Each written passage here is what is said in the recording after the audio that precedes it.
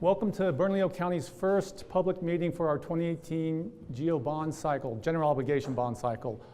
Thank you for coming. My name is Clay Campbell, and I am the Chief of Staff to Bernalillo County Manager Julie Morgas Baca, and one of the hats I also wear is to manage our capital improvement program. So tonight, we're really pleased to be able to introduce to you our proposed bond package for 2018 when voters go to the polls in November. So tonight's agenda is here before you. I'm going to show you a brief map of our commission districts and how they overlap with city council districts, because a lot of people don't realize that you actually have two elected officials at the local level. And what our capital improvement program objectives are. I also want to kind of explain and frame to you the unfunded and committed capital funding needs that we have in Bernalillo County, because that frames and determines what we can go for and kind of the gap of the money we don't have. As much as we'd like to fund everything, we have to be very mindful about taking care of that which we build. So that's why we don't put swimming pools in everybody's neighborhood and things like that. So we're very mindful about how we spend this money, because it does have a long-term commitment on our part. Then we're going to show you a video of completed capital projects or projects that are almost completed in the last 2 years that used bond funding as well as other funding sources to get completed. And that's a theme of our capital improvement program. It's not just our bond money that we're focused on.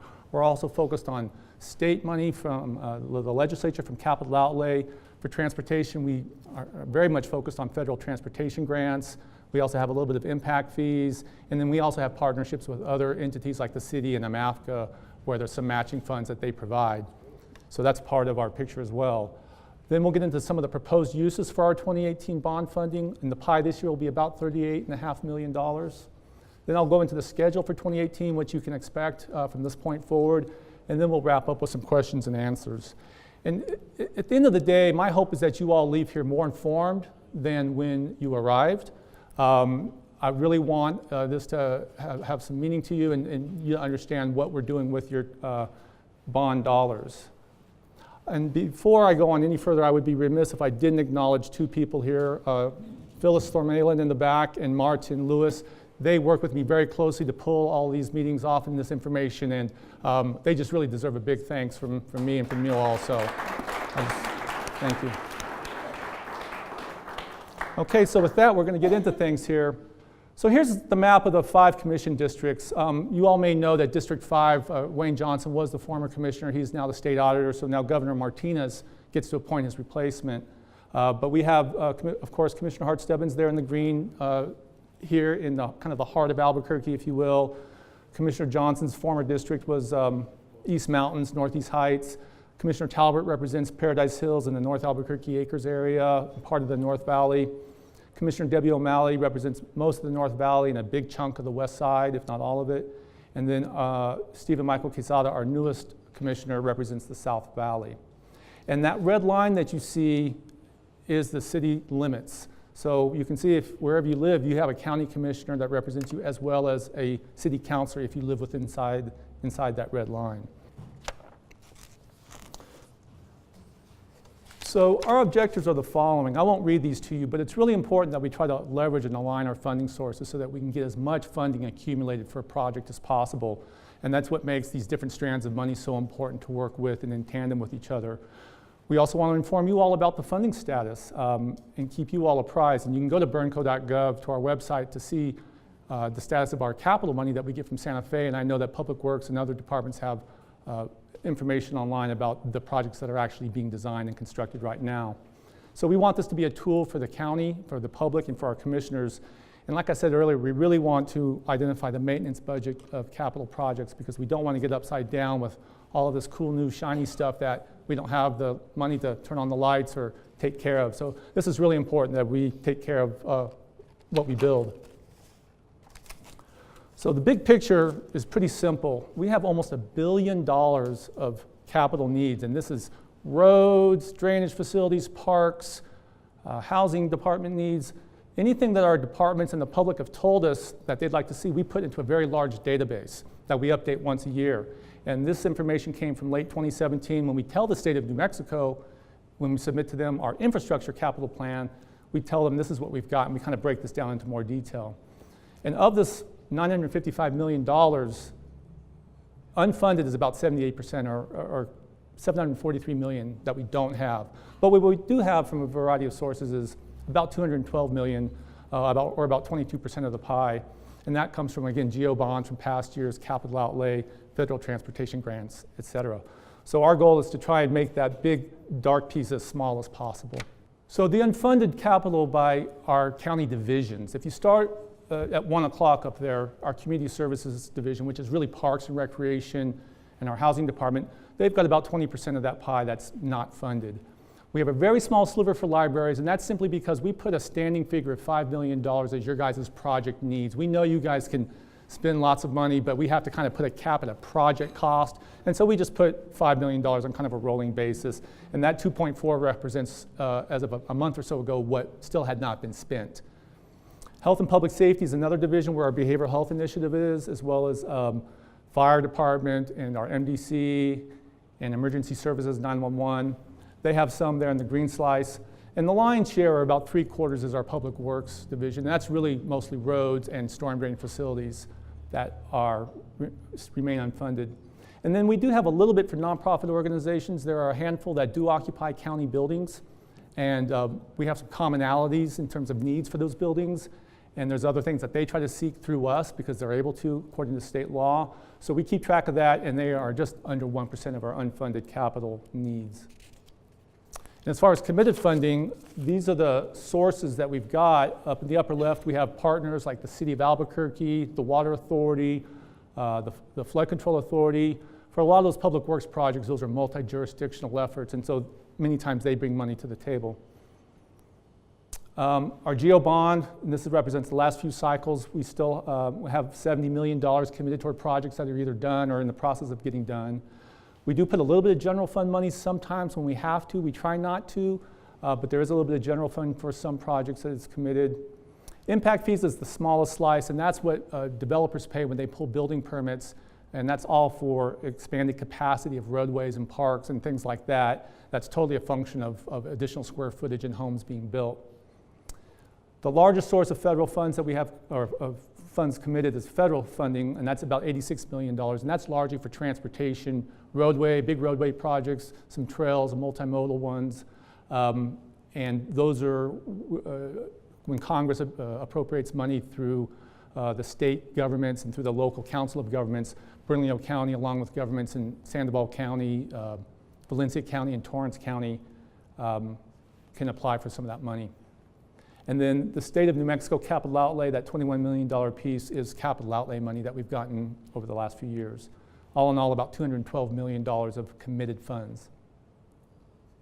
So right now, we're going to show you a video. It's about 6 minutes long of completed capital projects, and you'll see how some of this capital money that is committed is being used here in this video.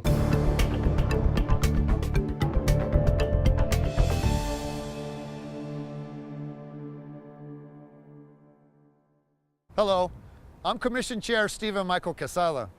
Every day, Bernalillo County is working hard to identify and meet the needs of our community. By working on important projects that involve critical public safety needs, community services, and public infrastructure, these initiatives also continue to improve the quality of life for us all. Part of the Commission's job is to work to secure matching funds from federal, state, and local levels so Bernalillo County can complete projects that would typically cost millions of dollars and would otherwise be impossible, especially in these economic times. The projects you are about to see greatly benefit the community as a whole and are just a snapshot of what we've been able to accomplish over the last couple of years. I would like to personally thank you for taking an interest in our community and for participating in its ongoing success. Bernalillo County has grown over 19% in the past decade. That means if we want to keep up with public works projects, which are mainly roads, public safety services, and continue to enjoy some quality of life, we need to improve our community as we grow. That's where the general obligation bonds come in. Bernalillo County currently has a 6-year capital improvement plan. Bernalillo County will bond for approximately $36 million in 2018. Debt service to pay back the bond is the same concept as your monthly home income in comparison with your monthly mortgage payment.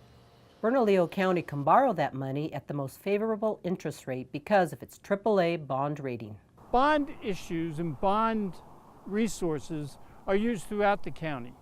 We have a 1965 pool in the South Valley. We've been able to modernize that facility. And again, it benefits not only the people who live there, but it benefits people throughout the county. As an area like this part of the South Valley grows, the existing infrastructure gets overwhelmed because there's more traffic, and it was not designed to handle the kind of levels of traffic that come with growth. So we have to improve existing infrastructure like we're doing with this project. As I said, we're adding turn lanes, and we're expanding the traffic signal capacity to handle the extra laneage so that they can get through the intersection more quickly. Right now our animal care facility is basically at its max. There's been some construction with the city and their animal care facility, which has caused us to have to really utilize other agencies outside of Albuquerque or Bernalillo County to house our animals, because we have no more room within our own facility. And our facility was never intended to be an animal care facility. It's an old fire station, but this facility will bring us so much more opportunity. As with all general obligation bond projects, we count on our partners at the state and federal government to help us complete projects like these. Here is a recap of what we've been working on during the last bond cycle. In Public Works, we have completed Ramblewood, Bearcat, Meikle, Hobart Road, and Hobart Lane in the East Mountains, extended our fiber optic cable system by laying new cable in the South Valley off of Rio Bravo Boulevard, completed the Tower Road widening project, resurfaced North Edith Boulevard, and the Coors intersection at Blake is currently under construction. In Public Safety, we're about to complete the brand new animal care facility that's currently under construction, with the ribbon cutting projected date set for late summer. We're bringing the Public Safety Division into the 21st century by updating the land radio communication system that's critical to the daily operations of the Bernco Fire Department and Sheriff's Office. And we're also remodeling the firefighter quarters at Fire Station 43 in the East Mountains.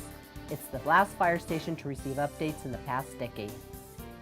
In community services, Paradise Hills Community Center has been re-roofed, an asphalt walking trail has been installed at the Harrison H. Schmidt Big Sky Hang Glider Park. The county has debuted 2 fallen officer memorials, one in the East Mountains at the Deputy James McGrain Jr. Public Safety Center, and the other at the John Carrillo Substation in the Northeast Heights. That honors all public safety officers who live within Bernalillo County, including firefighters, deputies, police officers, and the Metropolitan Detention Center corrections officers. We are beginning construction on the Alameda Drain multi-use trail, and we recently broke ground on what will be the largest splash pad in the state adjacent to the South Valley Pool. In between the larger, more visible projects, there are smaller but just as important projects that you may not be aware of. Bernalillo County contributes to public libraries and stays on top of American with Disabilities Act improvements, and working in collaboration with the federal government and partnering agencies, obtains additional funding for infrastructure improvements in the community. Since 2015, we've invested more than $100 million in Bernalillo County capital projects. Those dollars come from impact fees, capital outlay, general obligation bonds, and the federal government. Bernalillo County would rarely be able to complete multiple capital projects with just one funding source. So, thanks to our partners at the state and federal levels of government who understand the importance of these projects, we're able to work together to complete them and bring a better quality of life to our residents. And it's not just on those of us who are around today, it's really for our kiddos and grandkids to give them an infrastructure that enhances their life now, but really will enhance their life in the future. We want our youth to stay here. Part of the reason you want to stay here is to raise your kiddos here and to have this kind of environment to raise your grandkids and their kids in. That's what it's all about. Without the support of the community through the bonds, we wouldn't be able to have the facility that you see behind us. And it's such an important piece of what we do as a county. Capital improvement projects are perfect examples of Bernalillo County. We're more than you think. So you can see a lot of our projects aren't the most glamorous ones. There's a lot of pipes in the ground and things like that, but it's all necessary things for us to live our lives and do what we are accustomed to doing. And that animal care facility is really going to be great. It's going to open, I believe, in June. And so now the county of Bernalillo will have its own dedicated animal care facility. And that's on South 2nd Street, just south of downtown, is where that will be. Okay, so now we'll get into the 2018 package. And even though the video said approximately $36 million, we bumped that up a little bit. And right now we're proposing a pie of about $38.45 million. And so we'll talk about how that's going to be divided up. I'll explain how bonds are paid back. I'll explain the 2 clocks for bond funding. Bond funding is not conducive to just sitting in the bank and accumulating interest. You do have to spend it reasonably fast because of IRS requirements. 1% for the arts, and I should also really fully acknowledge that the public art program that Bernalillo County has is funded by 1% of general obligation bonds, except for libraries, goes to the public art program. So the sculpture you see out in front of this building, the 66 sculpture at the bus stop was funded by 1% for public arts. And then again, we'll go through what the bond questions are for the electorate and the proposed uses, but I forgot to explain the clocks. The first clock is 4 years, so in November of 2018, when voters hopefully say yes, the first clock starts ticking, and that means we have to sell the bonds within 4 years. And sometimes projects aren't ready because we may be waiting on some federal money, or we may be waiting on some state money, but we'll want to go ahead and get the first clock. We have to get it started. The second clock starts when the bond is sold. The proceeds have to be spent on the project within 3 years. So if you max it out, you can get 7 years total from the time bond was approved until the last money's spent, but we don't want to wait that long because we do come across IRS deadlines and the very strange subject of arbitrage, which is very complicated and involves like lawyers and accountants and the IRS. So I know I don't want to be involved in that. But it's really important, and it's something we're very mindful of because we don't sell the bonds until we absolutely have to so that we maximize the amount of time that we have to implement the project. First question, bond question number 1 for the libraries. It's a standing item. 2 years ago, the libraries got $1.5 million. This year, we're proposing to bump that up to $1.75.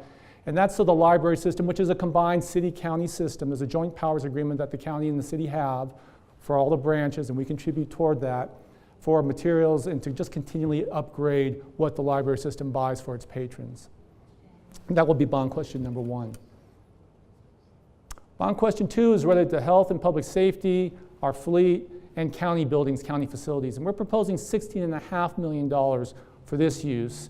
And we have a lot of objectives that revolve around lowering our maintenance costs through energy efficiency, prolonging the life of buildings, making ADA upgrades, which are really important. It's something we're continually doing. We always try to dedicate some bond money for ADA upgrades. And some things that we know we want to tackle are more fire station improvements, our youth services center in the North Valley on North 2nd, it's the juvenile home. It needs quite a bit of work. And so we're proposing to put some money there. We also need to replace our heavy equipment, front-end loaders, bulldozers, dump trucks, things like that. And then the emergency mobile radio system that was mentioned in the video, we want to put some funds toward that as well. Bond question number 3 is for recreation, which is our Parks and Recreation Department. We're proposing just a hair under $5 million. And this is generally countywide for ball field improvements, community centers, playgrounds, again, ADA upgrades and park upgrades. And in the past, we have given some money to the city of Albuquerque for some of their park facilities that will likely be part of this as well this year. But right now, we're proposing just a hair under $5 million for all things recreation. Question number 4 is transportation at a total of $8.5 million. And this is about rehabilitating existing paved roads. And the remaining service life is an interesting concept. It basically determines the health or the age of that pavement has left. And when your RSL number gets really low, that means that the road doesn't have much life left and it requires a lot more money to maintain the road. So we're trying to not let roads get too low and we want to tackle them. But again, we have almost $100 million of road rehabilitation and paving needs countywide. And that figure might even be a little outdated because it was from a few years ago. But it's something we're constantly chasing is how to improve the roads that we have, that we maintain, which is about 730 miles of roads countywide. There's other basic things like signage, guardrails that and striping that we have to do, especially on school bus routes, because for every $1 we put up on a school bus route, we get $3 from the state of New Mexico. So it behooves us to fund that so that we can keep those school bus routes as safe as possible. We also fund trails and bike lanes and sidewalks out of this pie. And then it's also a source of local matching funds for some of that federal grants we get for road projects. And in this case, we have Sunport Bridge and 2nd Street Southwest that have some pretty sizable federal grants associated with them. And so 2018 is a year that we need to come up with our 15% matching funds, which is most often the requirement that federal grants have. And so finally, our bond question number 5 is for storm drainage and utility improvements, about $5.5 million. In the valley especially, we're trying to remove acreage from the floodplain, and also in North Albuquerque acres. So there's a few projects that our engineers can answer your questions about in those 2 areas of the county. And then we also try to install fiber optic lines when a road's cut up and it's available and it makes sense for it to be a fiber optic corridor. We try to have some money so that when the road's cut up, we can install fiber optic line without disrupting the road more than necessary. And then our 6th and final bond question is associated with housing uses. We have a housing department. They have some multifamily units in the South Valley for disabled and aged individuals. So we're proposing some funds to do some energy efficiency upgrades to those units. And then the second listing there is the Tiny Home Village. And this is a project that got some money 2 years ago, and it's trying to address one segment of the homeless population by providing a tiny home village where folks can come and get off the streets. Bernadette Mier, who's also at the table back there for the census, is the point person on this project, and she can elaborate on that with you after the meeting if you like. But the purpose would be to design and construct a commons building on the site once it's selected, and the money from 2 years ago would be used to actually purchase the land and do a lot of the infrastructure upgrades to bring utilities to the front door of that property. So the rest of 2018. So as the commissioner said, we do encourage submittals from the public, but we also want you all to recognize that we don't just implement everything that people may want, because it's impractical for us to do so. But nonetheless, we factor in what people submit, and oftentimes it dovetails and is consistent with what our staff has already identified or with what a legislator has identified. So we're always solicit those from you all. May 4th is our deadline this year for anything for this cycle, and you can go to that URL to obtain a copy of the application and fill it out. In July, we'll do technical evaluations, primarily for the roads and storm drainage, so we can really figure out which of the roads in each district are the neediest ones based on their low RSL and other drainage and utility projects that might be going on, and where best to spend that money so roads only cut up once. And that will help form the specifics behind our bond package recommendation, which will get recommended to our CIP committee in mid-August. And the CIP committee is largely comprised of the deputy county managers and the county manager. And then on August 28th of this year in 2018, we'll take this entire bond package to our county commission for approval. They not only will be approving the 6-year CIP plan, but they'll also be approving each of those 6 bond questions and the wording. And again, I really want to reinforce that the commission has the ultimate say about the bond size and the projects that go in there. So this is all preliminary that we're presenting to you tonight. In September, after their vote, then Phyllis and I will work hard for a couple months on a public outreach campaign where we have a nice color booklet that we give to the League of Women Voters, we put online, and he dives into more detail than what I showed you this evening and gets more specific about the projects that we're asking bond money for. And that coincides with when we have to make our annual submittal to the state of New Mexico for our infrastructure capital improvement plan.